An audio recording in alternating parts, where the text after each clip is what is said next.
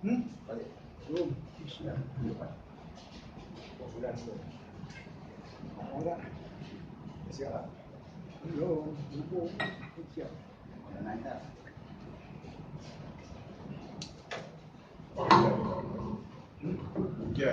Bismillahirrahmanirrahim. Assalamualaikum warahmatullahi wabarakatuh. Al-Fatihah. A'udzubillahi minasyaitonir rajim. Bismillahirrahmanirrahim. Alhamdulillahirabbil alamin arrahmanir rahim maliki yaumiddin iyyaka na'budu wa iyyaka nasta'in ihdinas siratal mustaqim siratal ladzina an'amta 'alaihim ghairil maghdubi 'alaihim waladdallin. Allahumma shalli ala sayyidina Muhammad wa ala ali sayyidina Muhammad. Allahumma shalli ala sayyidina Muhammad wa ala ali sayyidina Muhammad. Allahumma shalli ala sayyidina Muhammad wa ala ali sayyidina Muhammad. Allahumma shalli ala sayyidina Muhammad wa ala ali sayyidina Muhammad. Allahumma shalli ala sayyidina Muhammad wa ala ali sayyidina Muhammad. Allahumma shalli ala sayyidina Muhammad wa ala ali sayyidina Muhammad. Allahumma shalli ala sayyidina Muhammad wa ala ali sayyidina Muhammad. Allahumma shalli ala sayyidina Muhammad wa ala ali sayyidina Muhammad. Allahumma shalli ala sayyidina Muhammad wa ala ali sayyidina Muhammad. Allahumma shalli ala sayyidina Muhammad wa ala ali sayyidina Muhammad. Allahumma shalli ala sayyidina Muhammad wa ala ali sayyidina Muhammad. Alhamdulillah wassalatu wassalamu ala Rasulillah wa ala alihi wa ashabihi wa mawalah. Rabbi shrah li sadri wa yassir li amri wahlul 'uqdatam min lisani yafqahu qawli. Subhanaka la 'ilma lana illa ma 'allamtana innaka antal alimul hakim. Tub 'alaina ya maulana innaka antat tawwabur rahim.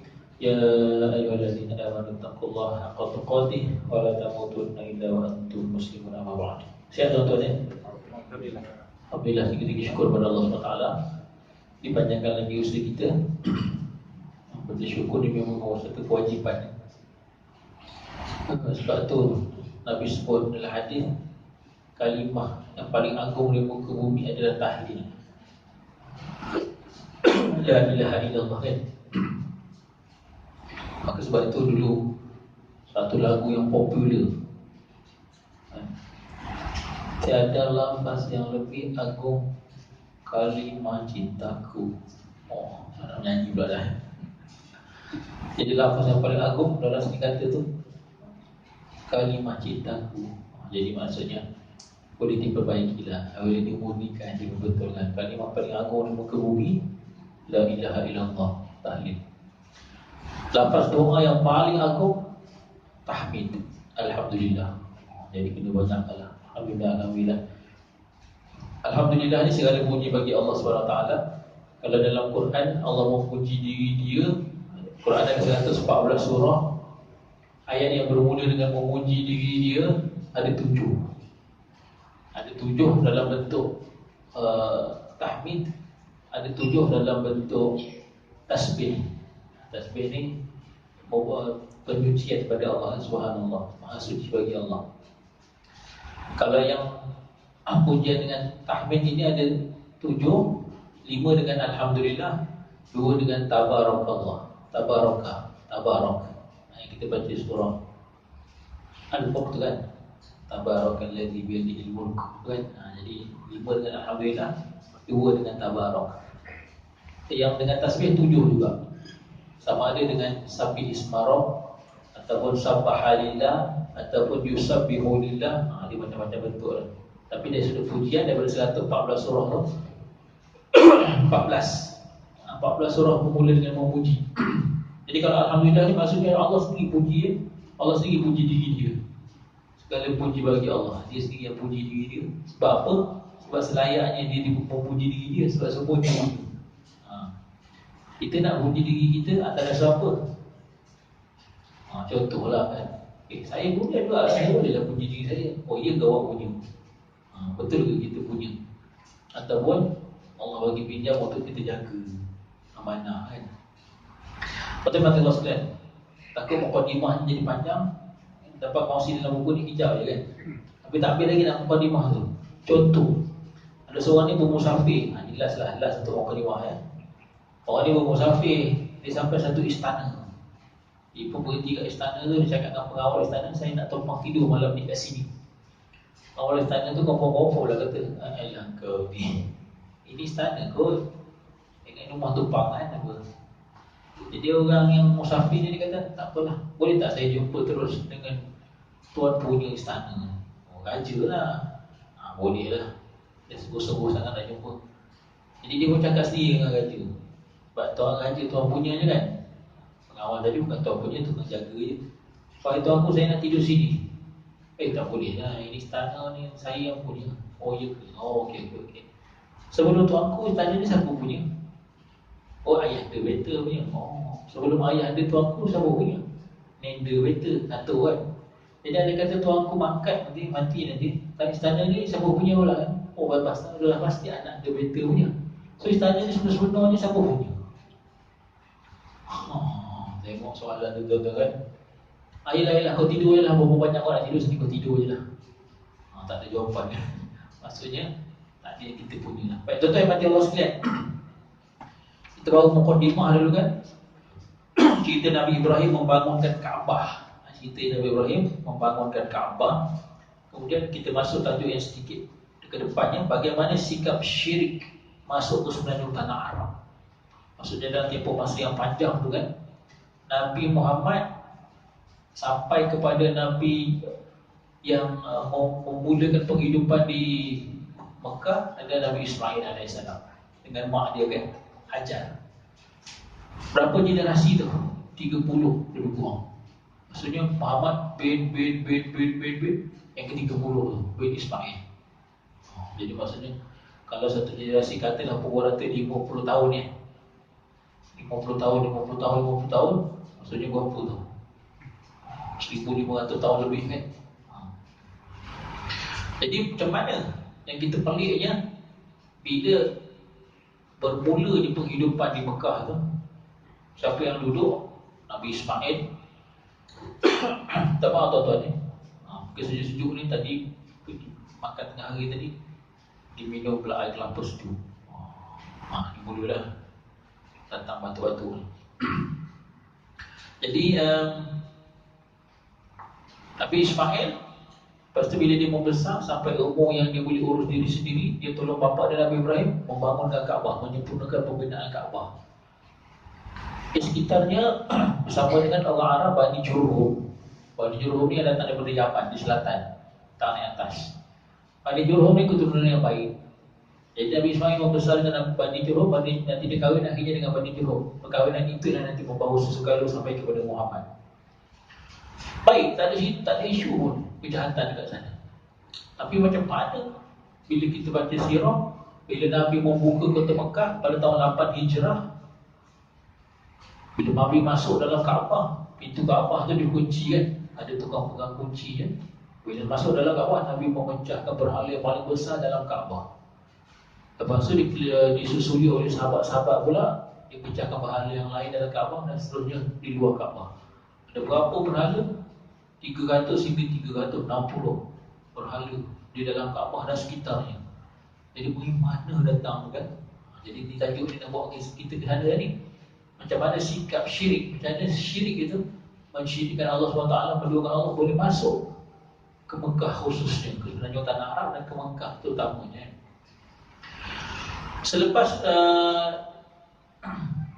datang seorang lelaki Arab daripada suku Khuza'ah yang bernama Amr bin Lu'ay.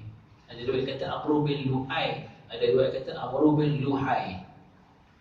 Tapi nak beritahunya Nabi sebut dalam hadis Amr bin Luhai nanti dia dalam neraka Allah SWT, dia menarik sendiri dia punya tali perut dia. Sebab apa? Dia inilah orang yang membawa berhala, mula-mula membawa berhala ke Kaabah. Siapa nama dia? Amr bin Luhai. Daripada suku apa? Suku Khuza'ah. Suku Khuza'ah ni dia menyerang keturunan Jurhum. Macam saya sebut tadi kan, yang membesar, yang duduk sekali dengan Nabi Ismail di Mekah tu Bani Jurhum, orang Arab keturunan Jurhum. Baik. Tapi Bani Khuza'ah ni datang, Khuza'ah ni jahat. Dia datang, dia pergi serang Bani Jurhum, kalah Bani Jurhum, kena halau Bani Jurhum keluar daripada Mekah. Jadi Mekah telah dikuasai oleh Bani Khuza'ah yang jahat. Tuan-tuan, kerana kejahatan Bani Khuza'ah ni, Allah punya murka sampai Allah tutup, hilang terus jejak Telaga Zamzam. Telaga Zamzam pernah hilang jejaknya, tak dapat manfaat airnya selama tempoh 500 tahun. Bukan sekejap pun. 500 tahun. Siapa yang menjumpainya semula? Selepas 5 tahun, 500 tahun tu, siapa yang jumpai semula? Datuk Nabi SAW yang menjadi ketua Mekah ketika itu, iaitu Abdul Muttalib. Oh, special Abdul Muttalib ni. Allah bagi dia mimpi. Ada 3 kali dia mimpi. Ketiga-tiga mimpi Allah memberi petanda, hints. Mimpi pertama begini, nanti kita sampai dah cerita ni. Mimpi kedua begini. Setiap mimpi tu ada tanda, oh ini. Mimpi ketiga, tanda yang terakhir, akhirnya dia jumpa kembali punca air Telaga Zamzam. Subhanallah. Jadi Amr bin Lu'ay ni, dia suku Khuza'ah yang menguasai Mekah. Jahat lah kan. Walaupun dia dah kalahkan Bani Jurhum dia Allah keluar. Dia lah orang yang pertama memperkenalkan berhala kepada suku kaumnya, dan kemudian amalan menyembah berhala itu tersebar ke seluruh suku-suku Arab yang lain. Sebab berhalanya apa punca dia, tuan-tuan? Dia zaman tu kan ada zaman yang jauh manusia daripada ajaran Rasul. Maka sebab itu Rasul tu Allah utuskan berterusan aja, ada dia nak mengingatkan orang. Tapi subhanallah, hebatnya Allah menentukan kan. Kita dah dengan Nabi dah wafat 1400 tahun. Lama 1400 tahun. Sejarah manusia, kita Nabi Muhammad, kita ni dengan Nabi Adam 8000 tahun. Kita dengan Nabi Muhammad dah 1400 tahun. Tapi itulah rasul terakhir kan. Dan Islam masih lagi terus berkembang sampai hari ini. Itu kata kan dijaga. Tiasa ada lah pemelihara ni, penjaga agama ni, ulama ni dalam berbagai bidang. Sebab tu tuan-tuan, dalam Islam ni cabangnya sangat banyak kan. Islam ni kan luas sangat cabangnya. Jadi ada orang yang pakar bidang ni. Tak ada orang yang boleh pakar semua kan. Macam doktor sendiri pun kalau dia pakar 1-2 je dia pakar kan. Oh, saya ada masalah jantung lah. Oh, kalau duduk orang pakar jantung, pergi jumpa pakar mata, selesai macam mana. Sama lah macam dalam Islam ni. Di bidang ilmu ni banyak. Jadi semua saling sokong menyokong satu dengan lain. Jadi tak boleh lah orang nak saya maksudnya ta'asub. Apa panggil tu? Ta'asub ni. Allah Akbar. Apa istilahnya bahasa mudahnya tuan? Apa ya? Sokong sangat-sangat lah ya. Puji terlebih-lebih sampai akhirnya memperlekeh orang lain. Itu tak mahu tu. Oh, saya suka betul dengan ustaz ni, dengan doktor ni. Yang lain semua, saya tak suka, mengarut je. Doktor tu bidangnya apa? Agamawan itu bidangnya apa? Adakah dia mencakupi keseluruhan bidang? Kan? Oh, dia mahir tentang tafsir. Tapi adakah dia betul-betul mahir tentang hadis Nabi? Maka kita memerlukan orang yang mahir tentang hadis. Sama-sama lah. Oh, dia mahir pasal sirah. Okey. Oh, sirah pula. Oh, dia mahir pasal bahasa Arab. Oi, soal peranan tu ya. Dia mahir bidang apa pula? Fiqh. Oh, fiqh pula. Jadi semuanya bertanggungjawab nak bagi jelas orang dan saling berkait rapat satu dengan lain. Oh, dia mahir pasal Quran. Apa yang dia mahir pasal Quran tu? Tentang apa? Penafsiran. Dalam Quran saja lagi banyak tu cabang ilmunya. Contohnya, saya mahir apa pasal Quran Ustaz? Oh, yang mana satu? Saya pandai membaca. Oh, itu tajwid. Tajwid. Panjang pendek, dengung semua. Saya okey. Oh, mahir bagus lah. Bagus. Tapi cukup. Oh, okey lah tu. Ada orang semua bodoh. Jangan banding orang semua kita tahu. Kita kena banding orang lebih daripada kita kan. Baik, tuan-tuan yang Allah sekalian. Jadi ini isunya.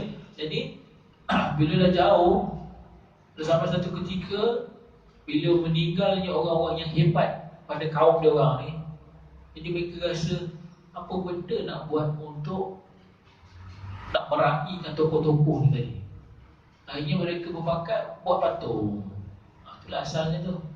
Tapi tujuan contoh dia patung kan, dia okey lah macam muka orang tu sebiji.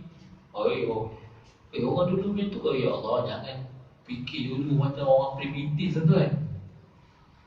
Dia dulu dia maju ke? Kita ni kan zaman moden hari ni. Orang dulu ni macam mana? Ikan orang pakai macam cawak, macam orang Penang tu ke? Kalau orang yang cannibal tu kan, yang atas terdedah je kan. Subhanallah. Nabi 25 Rasul yang wajib diketahui. Adam daripada Idris, ya. Jadi maksudnya Idris dengan kita ni kurang 6-7 ribu tahun sebelum. Nabi Idris ni orang pandai lukis peta tau, lukis pelan. Salah satu kemahiran dia, dia telah melukis 88 pelan bandar-bandar ni. Ingat cikai ke? Zaman Nabi Ibrahim, zaman itu siapa rajanya yang hebat? Namrud. Namrud ni dah bina bangunan tinggi tu, kalah ketinggian piramid di Mesir. Tinggi lagi Menara Babel, negara Menara Babel di Babylon tempat ni tinggi. Kenapa dia bina tu? Sebab dia tak puas hati bila Ibrahim kata dia ada Tuhan yang dia sembah dan Tuhannya maha tinggi. Sebab dia mengaku jadi Tuhan. Jadi dia buat menara Babel yang tinggi tu sebab dia nak tengok mana Tuhan yang kau kata tu, mana nak tengok ni. Tu dia buat tu. Sama ke macam Firaun kan, bina piramid tu daripada tanah liat yang dibakar. Jadi dia buat patung tu, tujuannya pun nak mengagumi orang tu, mengenang jasa. Tapi bila sampai generasi ke generasi bawah dia tak terang betul-betul. Jadi akhirnya orang generasi bawah dia anggap, oh ini jadi sembahan ke untuk nenek moyang kita. Itu boleh sembah tu. Maka sebab itu kita dalam Islam ni, benda-benda yang kita buat pasti jelas maklumat itu. Jelas. So macam kita nak beritahu anak kita pun kan, ayah mengamalkan begini. Sebab apa? Sebab dalilnya begini. Supaya apa yang diamalkan nanti benda betul. Ayah buat begini, kamu kena ikut ya. Jangan tak ikut, nanti ketulahan.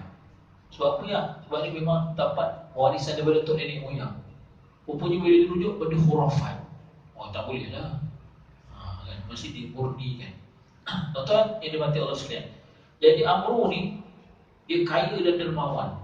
Jadi dia baiklah antara orang yang banyak menyediakan keperluan orang ramai yang bila datang ke Mekah buat haji, buat umrah. Bahawa Mekah ni dia dah tetap-tetaplah keturunan dia. Keturunan kau jaga air, keturunan kau jaga makan, keturunan kau jaga kenderaan, keturunan kau jaga kunci Kaabah. Macam sekarang kalau orang buat haji kan, memang ada keturunan-keturunan tu kan yang menyediakan keperluan asas. Dan itu satu kemuliaan kepada dia orang sebenarnya. Oleh itu orang mudah terpengaruh dengan kata-kata dia. Dan dia berpengaruh, kaya, dermawan. Jadi apa yang dia buat orang suka dan terpengaruhlah kata-kata dia. Dan akhirnya mereka menurut perintahnya menyembah berhala.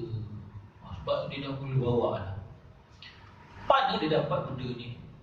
Bila dia pergi Syam, Mekah, atas Madinah, atas lagi Syam, Syria gini.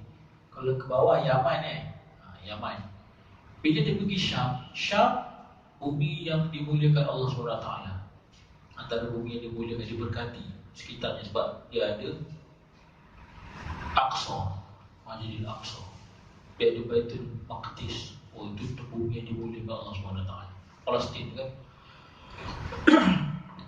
Jadi bila dia pergi ke Syam ramai Rasul daripada sana, daripada wilayah Syam kan. Kalau Syam tu pusat daripada orang Yahudi dulu, daripada bangsa Bani Israel. Bani Israel saja daripada 25 Rasul yang wajib diketahui, 12 daripada keturunan Bani Israel. Separuh yang wajib diketahui. Jadi dia pergi Syam, dia kat sana tempat peninggalan ajaran Rasul-Rasul terdahulu. Bila dia pergi sana, dia tengok orang sembah berhala. Jadi dengan itulah ajaran yang betulnya. Jadi itu dia bawa berhala balik ke Mekah tu. Jadi diimport benda yang tak betul sebenarnya kan. Benda salah. Jadi bukan setakat itu saja. Allah mencipta binatang-binatang yang kononnya suci supaya disembah. Binatang pun boleh jadi suci, tuan-tuan. Antaranya, ini kita akan rujuk kepada surah Al-Ma'idah ayat 103. Surah Ma'idah ayat 103, tuan-tuan. Nanti kalau tuan-tuan jumpa ayat tu, terdengar bunyi tu ada empat nama. Bahirah, Saibah, Wasilah, Ham. Empat nama ni kalau tuan-tuan baca dia. Ma ja'alallahu min bahiratin wala sa'ibatin wala wasilatin wala hamin. Itu empat. Empat ni rupanya binatang-binatang yang mereka buat kepercayaan. Tak kisahlah unta ke, kambing ke, biri-biri ke, yang mereka buat kepercayaan. Nantilah satu-satu tu ada dia punya penjelasan dia. Mau saya tak nak panjangkan lah. Tapi nak ceritanya, binatang-binatang tu, benda yang Allah dah ciptakan binatang ni untuk kegunaan manusia, mereka tak guna manfaat. Ada binatang yang tak boleh ditunggangi dah, tak boleh di sebelih, tak boleh di apa, tak boleh mereka. Maka dalam konsep ni dia mengharamkan benda yang dihalalkan oleh Allah SWT. Dan sampai ke satu tahap menjadikan binatang-binatang ini yang suci dan menjadi pendamping ataupun sembahan kepada berhala-berhala. Itu yang tak boleh tu. Contohnya macam Bahirah yang pertama kan. Bahirah ni dia macam-macam penjelasan tuan-tuan. Tapi ni antara yang saya dapat lah ya. Dia kata Bahirah ni unta betina.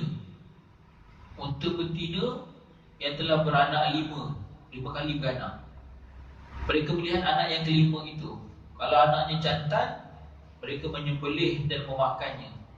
Tetapi hanya kaum lelaki yang boleh memakannya, kaum perempuan tak boleh. Maksudnya dia mengharapkan benda-benda yang halal di sisi Allah SWT. Contoh macam sa'ibah pula. Jika betina, dia kata tadi kalau jantan, kalau anak yang kelima tu jantan, boleh dimakan, boleh disembelih. Tapi kalau anaknya betina, mereka membelah telinganya. Membelah telinga ni maksudnya nak beritahu tak boleh usik dah unta ni.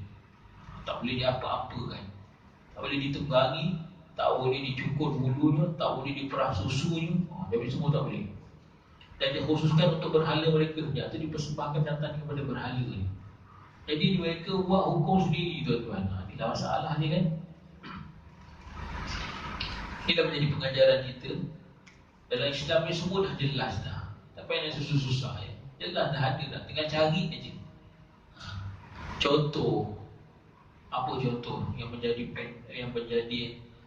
pernah perselisihan, berlaku perselisihan. Benda simple aja.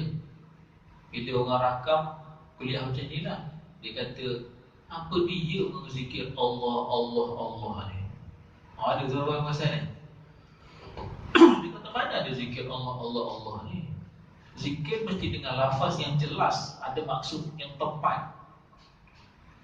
Maksudnya contoh macam subhanallah, ada maksud yang jelas. Maha suci bagi Allah, alhamdulillah, segala puji bagi Allah, astaghfirullahalazim, minta ampun dengan Allah, la haula wala quwata illa billahil aliyil azim, ada maksud yang jelas. Bukan ayat tergantung ni Allah ni apa. Kalau Allah, Allahu akbar, Allah Maha Besar, ada ayat yang lengkap. Ini tak ada Allah, Allah. Jadi kita dengar agak-agak selesa tak tuan-tuan? Jadi contohnya lah, kalau kita berlaku apa-apa, kita berbuat Allah, nanti orang akan tanya kan, awak ni berzikir ke? Iyalah, ingat Allah. Mana ada zikir Allah? Kau ni mengarut. Kan dah jadi lain macam, betul tak? Jadi bila diselidik sungguh-sungguh, rupanya dia memang ada dua pandangan. Ada pandangan dengan dalil hadis Nabi SAW. Dia kata tak ada masalah zikir Allah ni. Sebab ada hadis Nabi kata tidak akan berlaku kiamat sehinggalah di muka bumi ini tidak ada lagi orang yang menyebut Allah, Allah. Itulah dalilnya. Hadis sahih. Tapi ada pandangan, diraikanlah juga, ada pandangan kata tidak sabit dengan mana-mana hadis Nabi lafaz Allah ni sebagai zikir yang tidak diajarkan. Jadi maksudnya ulama ada je lah. Kau ikut yang pandai satu kan. Jangan sampai saling memperleki satu pihak dengan pihak lain lah. Datangkan hujah. Tapi pada tuan-tuan salah kena sebut Allah. Ya Allah itulah lafaz paling agung. Kita pun hamba Allah SWT kan. Takkan nak sebut Allah salah. Allah. Jangan Allah je, Allahu Akbar, bagi jelas. Dah pun dah sebut Allah ni kau masalah. Jadi benda mudah bila diperumitkan, jadi macam ni lah nanti. Na'udzubillah, dia lagi teruk lah. Benda rumit binatang tu ada dah. Memang untuk manusia tunggangi, buat kerja di sawah, di pertanian dan sebagainya, dimakan, dia ambil dagingnya. Tiba-tiba diharamkan. Dia belah telinga. Bila dia belah telinga tu maksudnya tak boleh guna dia mendatang. Wasilah tu ayat Maidah ayat 103 ya. Apa tadi? Bahirah, Saibah, Wasilah, Ham. Semua ada maksud-maksud tertentu. Bermula dari situ suku Arab mempunyai berhala mereka sendiri. Hubal, ni nama. Rupanya nama-nama berhala ni nama-nama tokoh hebat dia orang lah. Tapi adakah tokoh mereka yang menjadikan mereka yang disembah? Tidak, bukan. Macam orang Kristian menyembah, bukan menyembah kan, menganggap Nabi Isa itu sebagai anak Tuhan. Pernahkah Nabi Isa mengiktiraf dia sebagai anak Tuhan? Tak pernah sama sekali. Dia ada bersuruh Allah SWT. Pernahkah Sayyidina Ali mengangkat diri dia setinggi-tingginya sampai minta orang puja dan puji dia? Tak pernah. Tapi isunya orang yang terlalu ekstrim tu tadi ta'assub, sehingga mengangkat Sayyidina Ali melebihi segala-galanya. Sampai ada yang ekstrim tu kata Allah tersilap pilih. Patutnya Ali yang dilantik jadi Rasul, bukan Muhammad. Sampai begitu sekali. Lampau. Itu yang terlalu menyokong Syiah. Terlalu menafi pula, jadi Khawarij. Jadi inilah isu dia. Hubal. Hubal ni pun nama orang hebat juga ni. Orang berhala yang disembah oleh orang Mekah. Wadda, itu suku Kilab. Yang ini tuan-tuan kalau tuan-tuan baca surah Nuh. Surah Nuh ada 28 ayat. Surah 570. Memang surah tu cerita pasal Nabi Nuh. Ayat 23. Ayat 23, janganlah kamu tinggalkan. Ada 5 nama situ. Itu nama berhala belaka. Asalnya nama tokoh-tokoh hebat dia orang. Wadda, Suwa'a, Yahutha, Ya'uqa, Nasra. Itu 5 tu. Itu rupanya nama-nama orang hebat yang mereka dah patung dengan mereka dan jadi sembahan pula. Kalau Wadda itu suku Kilab yang sembah. Suwa' suku Huzail. Yahud suku Toyik. Ya'uq suku Hamazan. Nasr suku orang Yaman, daripada selatan. Yang mana ada, jadi 5 ni kan yang ada dalam surah Nuh tu dibawa oleh Amru bin Luhai ni. Dia pergi cari, dia jumpa dekat Jeddah ni, berhala-berhala ni bawa pergi Mekah. Lepas tu dia pergi lagi jauh-jauh cari. Jadi nama-nama Lata, Uzza, Manat, itu nama-nama hebat berhala mereka kan. Ini habis semua jangkuk ke sana. Jadi sebab tu nanti bila kita baca kisah orang Yahudi tuan-tuan, orang Yahudi ni dia tak mau pergi bertawaf di Kaabah. Orang Yahudi ni, pendeta dia kan, dia merujuk kitab Taurat. Kitab Taurat tu kitab Allah SWT, kitab Samawi. Allah turun kepada Nabi Musa AS. Mereka sebab Allah SWT. Bila ada penyelewengan dia jadi masuk bahaya tu kan, jadi sesat tu. Macam Nasrani terseleweng, jadilah Kristian dan sebagainya. Jadi mereka pendeta-pendeta Yahudi pun tak mahu bertawaf di Kaabah. Sebab apa? Mensyirikkan Allah SWT. Jadi di Kaabah tu juga ada berhala bernama Isah dan Na'ilah. Isah tu lelaki, nama lelaki. Na'ilah tu nama perempuan. 2 berhala yang disembah di kawasan Kaabah. Kalau menurut ahli sejarah, Isah dengan Na'ilah ni pemuda dan pemudi yang datang daripada Yaman, selatan juga. Kenapa banyak cerita datang dari selatan tu lah? Sebab selatan tu di Yaman sudah ada satu kerajaan besar, kerajaan Sabah dulu. Dia surah Sabah tu, Ratu Balqis daripada selatan juga. Dalam peristiwa Nabi Sulaiman AS. Lepas tu dia ada satu empangan yang sangat luar biasa, empangan Ma'arif. Hebat, dalam Quran pun disebut. Mereka ni ada teknologi yang sangat luar biasa. Teknologi buat empangan, pengairan air ke kebun-kebun. Subur, kawasan yang sangat subur. Mereka ada teknologi ni, tangki-tangki air ni luar biasa. Raja Yaman dipanggil Tumbak. Tumbak, kita akan jumpa dalam Quran. Perkataan Tumbak ni ada 2 kali. Satu dalam surah Dukhan, satu dalam surah Qaf. Tumbak, Qaumu Tumba'in kan. Tumbak itu ada riwayat merujuk kepada raja, gelaran kepada raja Yaman. Jadi Isah dengan Na'ilah ni, pemuda dan pemudi datang daripada Yaman. Mereka ni saling mencintai lah ni, loving couple lah ni. Tapi isunya keluarga tak merestui. Jadi apa mereka buat? Mereka berjanji jumpa kat Mekah masa musim haji. Yang dahsyatnya, di kawasan Kaabah tu mereka berzina. Dahsyatnya kan, nak membuktikan cinta dah tuan ni, berzina di Kaabah. Na'udzubillah. Sebagai balasannya, dua-dua Allah tukarkan menjadi batu. Jadi batu tu yang diletakkan, satu di Bukit Safa, satu di Bukit Marwah. Itu ibadah sa'i kita kan. Itu sirah daripada Hajar lah tu ya, berlari-lari anak. Tapi berlari anak pun ada kawasan tertentu saja kan, bukan semua. Ada lampu hijau. Jadi Isaf yang lelaki itu diletak di Bukit Safa, Nailah diletak di Bukit Marwah. Berapa jarak Bukit Safa ke Marwah ni untuk kita sa'i tu? Lebih kurang 420 meter.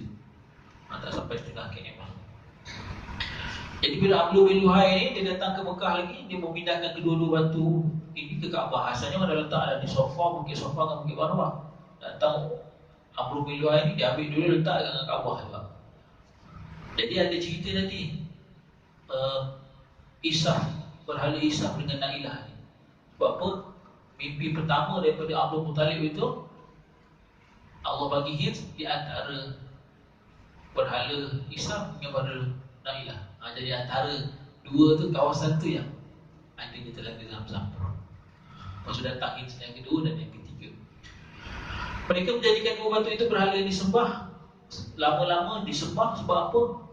Sebab orang dah boleh lupa sejarah kepada dua-dua batu ini. Ini masalah tuan-tuan ya. Bila benda-benda yang berlaku, generasi yang awal yang tahu benda tu tak cerita jelas-jelas. Jangan buat ya. Contohlah, dekat rumah ada bilik kan. Bilik tu menjadi rahsia kepada si bapa. Jangan masuk, tak beritahu. Jadi pasti anaknya kan berprasangka, kenapa ni kan, kenapa. Sampai ke cucunya lagi lah. Bila buka tengok ada benda dalam tu, tak tahu apa benda. Ini pun benda, kita pun tak tahu. Sebab apa? Tak diperjelaskan. Contoh macam Tok Nenek juga dulu kan, dia tinggalkan pisau lah apa kan, kain kuning, kain hitam. Rupanya benda-benda tu belaan-belaan yang pasti kalau diperturunkan kepada keturunannya akan memudaratkan. Mana susah. Sebab pun tak dijelaskan sungguh-sungguh kan. Maka perlu jelaskan. Baik, tuan-tuan yang dimati Allah sekalian, tajuk berikutnya macam mana Yahudi pula bertapak di sepanjang tanah Arab. Tadi macam mana berhala boleh masuk ke Arab. Ini macam mana Yahudi pula. Kalau dalam Quran sebut ya Bani Israel, ya Bani Israel. Israel itu merujuk kepada siapa? Nabi Yaqub. Nabi Yaqub ni salah seorang daripada Nabi Bani Israel. Salah satu daripada yang saya kata 12 tadi kan. Nabi Yaqub ni anak kepada Nabi Ishaq. Itu susu galuh dia. Ibrahim, dua isterinya.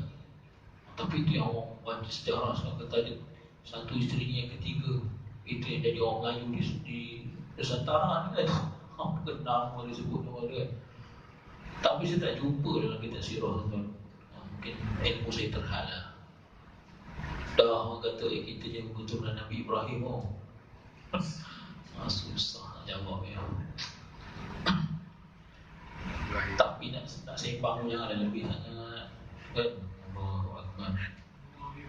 Tapi nak mengaku juga melalui isterinya yang ketiga, apa nama kena apa dia? Nama Ibrahim mana Ibrahim? Bapak nama Ibrahim. Baik. Sebab tu Quran, hadis mesti ada sanad dia. Ada rantaian ceritanya sampai pada siapa. Quran pun ada, hadis pun ada. Sirah pun ada tuan-tuan. Bukan main boleh riwayat sebarang-sebarang je. Kau dapat pada mana, kau dapat pada mana kan?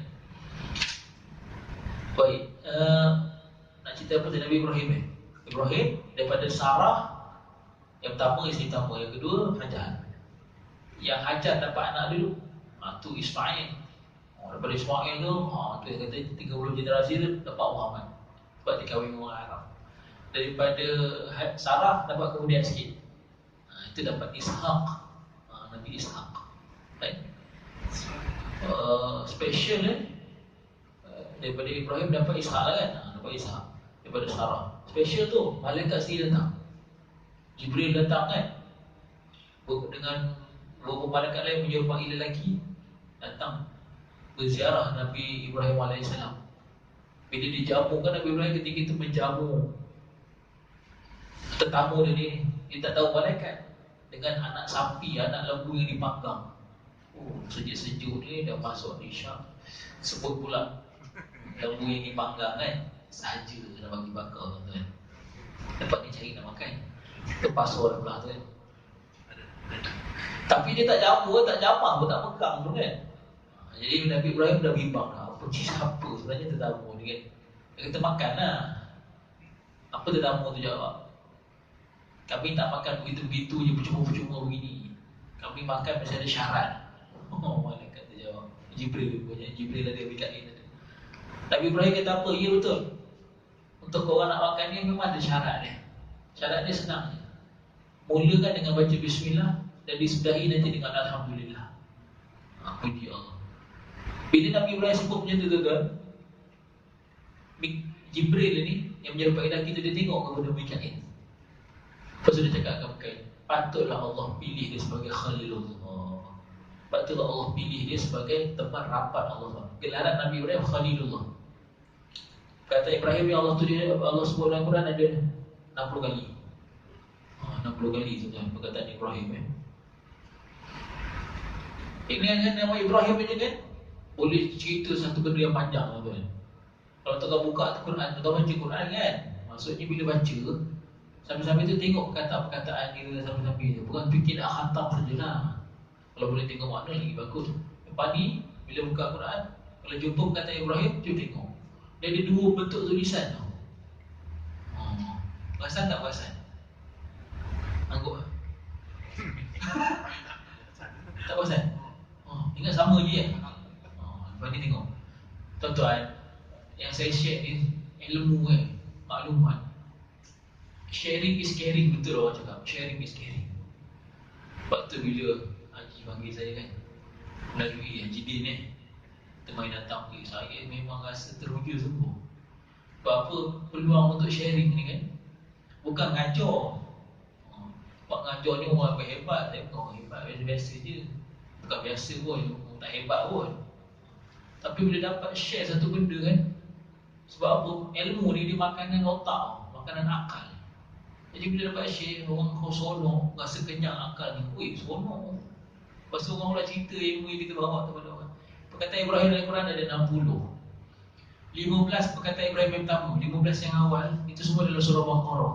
Lain tulisannya dengan Ibrahim yang daripada nombor 16 sampai 60 tu. Lain tulisannya. Nanti tuan-tuan tengok dalam surah Baqarah perkataan Ibrahim, cari. Lepas tu nanti tengok dalam surah yang berikutnya perkataan Ibrahim. Bentuk beza lain tulisannya. Sebab Quran tak ada depan mata ni, tak dapat dia tengok lepas ni. Dia orang tanya, kenapa? Pasti ada jawapan. Tak ada ulama penetapan penulisan Quran pada zaman Sayyidina Osman tu dengan Rasul Osmani tu tulis saja tak ada. Semua ada rasul. Dan itu pun boleh kita bahas panjang. Menarik tuan-tuan. Jawapannya ada dalam bab qiraat. Qiraat apa pula? Qiraat ni riwayat-riwayat pembacaan Al-Quran yang semuanya sampai kepada Nabi SAW. Contohnya surah Fatihah. Kita baca Quran ni ikut riwayat Hafs. Jadi kalau orang tanya, awak baca Quran ni ikut riwayat siapa? Riwayat atuk saya. Sebab atuk saya ngajar saya masa kecil tu. Kalau macam tu saya baca Quran ikut riwayat mak saya ngajar. Hebat atuk awak riwayat Quran rupanya. Maksudnya yang kita baca ni siapa? Daripada siapa yang bawa? Awak lahir sampai Nabi SAW. Itu dipanggil sanad tu, ada rantaian jalan dia kan. Bukan apa yang suka. Lepas tu kita baca siratal ladzina an'amta 'alaihim. Sebab riwayat itu baca 'alaihim. Ada yang baca 'alaihum. Siratal ladzina an'amta 'alaihim. Imam Hamzah yang baca gitu. Ada yang baca 'alaihimu. Siratal ladzina an'amta 'alaihim ghairil maghdubi 'alaihim. Kita baca Maliki Yaumiddin, ada baca Maliki Yaumiddin, pendek. Kan? Kita berhenti Kalau kita sambung Ar-Rahmanir Rahim Maliki Yaumiddin, kalau kita sambung kan. Tapi kalau As-Susi dibaca Ar-Rahmanir Rahim Maliki Yaumiddin. Itu kalau tuan-tuan dengar nanti lupa dengar baca. Ai sesat mana pula ni. Sabar. Jangan sesat terus.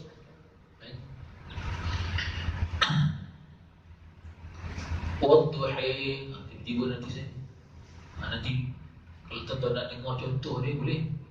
Nanti tahun depan lakulah kita berikutnya kan. Ada kata imam Ustaz Mak Nur tak bagi, saya imam, saya bawakan qiraat. Mana tahu nak dengar kan. Saya baca dah Bismillahirrahmanirrahim Wadduhi wal laili idza saji. Jadi saya dah terang lagi ni maksudnya itu jangan kata sesat ya. Kalau tuan-tuan report ke Jabatan Agama, nanti tuan-tuan yang malu. Oh Ustaz ni sesat buat jalan sesat Wadduhi. Dia tahulah bini dia orang perak. Agaklah nak meraihkan bini ni. Nanti kita gelap kan. Ya Allah, ini qiraat Syekh. Wadduhi wal laili idza saji. Ma wadda'aka rabbuka wa ma qali. Walala, dia baca walala. Walal akhiratu khairul laka minal uli. Lain bunyi itu wash.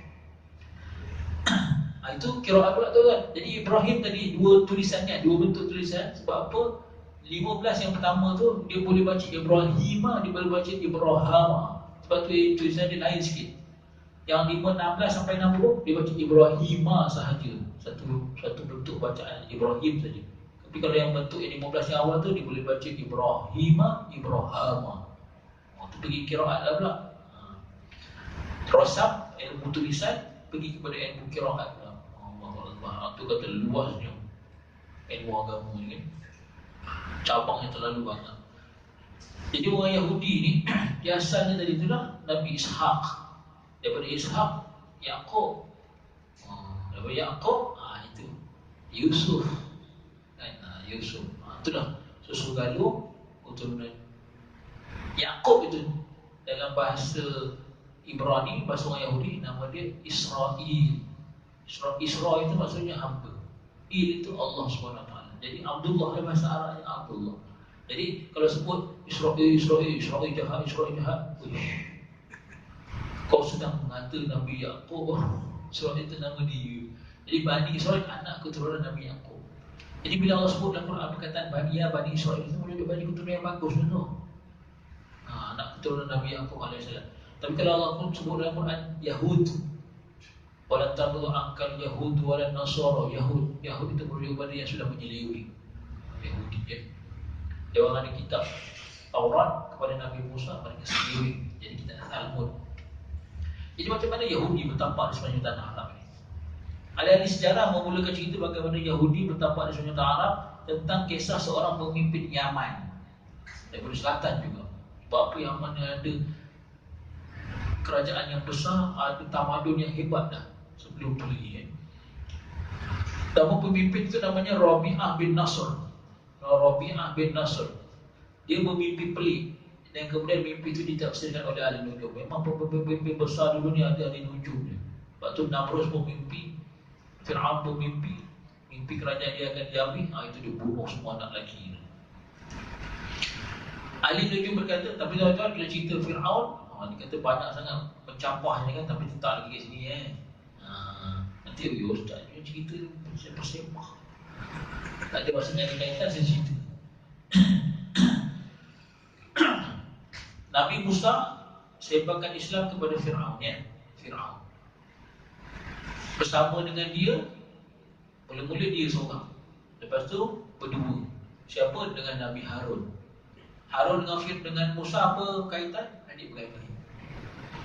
Kita dikabarkan dengan sirah Nabi Musa lahir gawat. Sebab apa? Mak dia terpaksa selamatkan dia kan. Ada di awal-awal surah Al-Qasas. Maknya jadi macam menggoyah tuan-tuan ni. Sebab apa bila lahir anak lelaki, sudah matilah. Kalau Fir'aun dah balik tentera je tahu. Memang potong kepala tu mana ada mampu. Semua maklumat perempuan mengandung di Mesir, semua dalam pengetahuan tentera Fir'aun. Dia tahu due date dia bila bersalin. datang, oh lelaki. Itu bila dia lahir, oh lelaki. Habis. Itu yang Allah bagi dia ilham kan. Tenang, kau susukan dia dulu. Lepas tu kau hanyutkan filiam dalam sungai Nil tu. Allah bagi dia ilham kepada mak. Cerita sukar ni Nabi Musa kan, kita kelahirannya sebab apa? Nak kena bunuh. Tapi Nabi Harun tak ada cerita yang betul. Nabi Harun tak ada pun cerita. Sebab apa? Mesti ada sebab. Sebab apa? Nabi Musa lahir dalam tahun yang anak lelaki dibunuh. Nabi Harun lahir dalam tahun anak lelaki tidak dibunuh. Baik. Bila pula masa anak lelaki tidak dibunuh? Kan panjang cerita dia tu ni. Nak sambung ke cerita Firaun ni? Bulan depan. Oh, depan Isyak terus ke? 5 minit lagi boleh? 5 minit lagi Saya ambilkan cerita tadi kan, tak puas hati pula kan. Bila di Firaun mimpi, kerajaan dia akan diambil. Ahli tafsir dia tafsirkan mimpinya begitu. Firaun ni keturunan apa? Bangsa Kibti. Kibti ni bangsa orang Mesir. Yang ada di Mesir ketika itu bangsa Kibti yang besarnya dengan Bani Israel. Bani Israel ni bangsa yang low class kepada kerajaan Mesir ni. Bangsa kerja bawahan, jadi kuli. Sebab dia fikir, siapa yang akan rampas kuasa? Takkan bangsa dia sendiri rampas. Mesti Bani Israel dia yang rampas sebab dia kena tindas. Bangsa kena tindas kan, mesti tak buat hati nanti dia nak rampas. Itu yang dia buat keputusan, semua anak lelaki bunuh.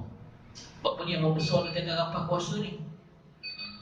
Sampai satu tempoh bermesyuaratlah ahli-ahli kabinet Firaun ni. Wahai tuanku, kalau kita bunuh semua budak-budak lelaki Bani Israel ni, nanti tak ada keturunan lelaki dah dia orang. Siapa nak buat kerja-kerja kuli kita ni? Takkan bangsa kita buat. Bangsa kita kan first class.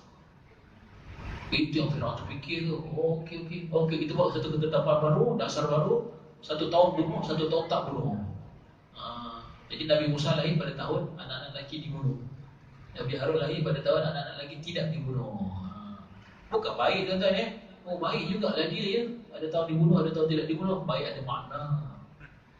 Tidak nanti siapa nak buat kerja-kerja bawahan ni kan. Mati Allah sekalian. Habis cerita tu kan. Jadi ahli nujum ni dia kata mimpi tuanku bermaksud orang-orang Habsyah akan menakluki Yaman. Sama cerita kan. Tuanku punya mimpi ni, dia punya maksud nanti ada orang Habsyah. Habsyah ni benua sebelah. Habsyah ni benua Eropah, benua Afrika. Utopia hari ni. Yang Nabi seawal 4-5 tahun Nabi menyebarkan Islam, bila tekanan kuat di Mekah, Nabi arahkan membenarkan para sahabat berhijrah yang pertama. Hijrah yang pertama ke Habsyah. Itu gelaran rajanya Najasyi. Najasyi itu gelaran raja. Macam Fir'aun itu gelaran raja Mesir. Mesir purba. Siapa yang terlibat dengan Nabi Musa yang zalim tu, yang mengangkat dirinya sebagai Tuhan, itu ikut pandangan macam-macam lah. Ada yang kata Ramses yang kedua kan, nama dia kan. Jadi, jauh tu, situasi seberang laut. Tapi ahli nujum kata tu orang Habsyah tu nanti akan merampas. Rabi'ah tanya kepada ahli nujum, bila peristiwa tu nak berlaku? 60-70 tahun lagi akan datang. Jadi Rabi'ah takut benda ni berlaku kepada zuriat keturunan dia. Maka awal-awal lagi dia dah bawa ahli keluarga dia meninggalkan Yaman. Lagi siap-siap. Mereka berhijrah ke Iraq yang berkaitan dengan Iraq. Jauhnya hijrah. Yaman di selatan tanjakan dalam Arab. Naik ke tengah pergi Mekah. Naik atas lagi Madinah. Naik atas lagi Syam. Pergi pula ke timur. Baru Iraq. Ini ribu kilometer punya cerita tuan-tuan. Jauh mereka berjalan sampai ke Iraq. Akhirnya mereka menguasai Iraq, menguasai kawasan Iraq yang di kawasan dekat Iraq itu. Ahli-ahli sejarah mengatakan Nu'aim bin Munzir Raja Iraq adalah keturunan Rabi'ah bin Nasr. Nu'aim bin Munzir itu Raja Iraq. Dia raja-raja ni tu dah bagi kan, kalau Rom dia bagi Kaisar Rom. Kaisar tu gelaran kepada raja dia. Nabi bila ada kerajaan Islam di Madinah, Nabi tulis surat ajak mereka kepada Islam. Kepada Kaisar Rom, kepada kalau Parsi Kisra Parsi dipanggil. Kalau Habsyah raja dipanggil Najasyi. Kalau Yaman nanti dipanggil Tuba. Raja ni dikenal sebagai Tuba. Jadi suatu masa Yaman diperintah oleh Tuba yang bernama Tabban bin As'ad. Dia adalah raja yang terkenal dan selalu keluar berdagang dan melancong. Ini cerita ni. Ini cerita macam dia Yahudi bertapak di semenanjung tanah Arab. Bermula dengan seorang raja di Yaman, Tuba, yang namanya Tabban. Jadi dia ni suka keluar berdagang, suka keluar melancong. Pada satu hari dia berdagang ke utara, pergi Syam. Di Ila fi Quraisy itu cerita perdagangan tuan-tuan ni. Di Ila fi Quraisy, Ila fi rihlah. Rihlah tu kan perjalanan perdagangan. Rihlah tasyita wa sayf, syita dengan sayf, musim panas dengan musim sejuk. Bila musim sejuk dia betul ke bawah, pergi ke Yaman. Bila musim panas dia naik ke atas, pergi ke Syam. Jadi daripada Yaman dia pergi ke Syam, jauh 1000 kilometer dia. Ditemani oleh anak-anaknya dan tentera-tentera dia. Sebelum ke Syam dia singgah dulu kat Madinah. Sebab Madinah sudah ada penghidupan yang hebat dah ketika itu. Sudah menjadi kota dah. Semasa Tabban pergi ke Syam, dia tinggalkan anak-anaknya berdagang di Madinah. Tapi isunya anaknya ada perselisihan dengan orang Madinah, bergaduh, berbalah. Akhirnya orang membunuh anak dia. Orang membunuh anak Tabban ni.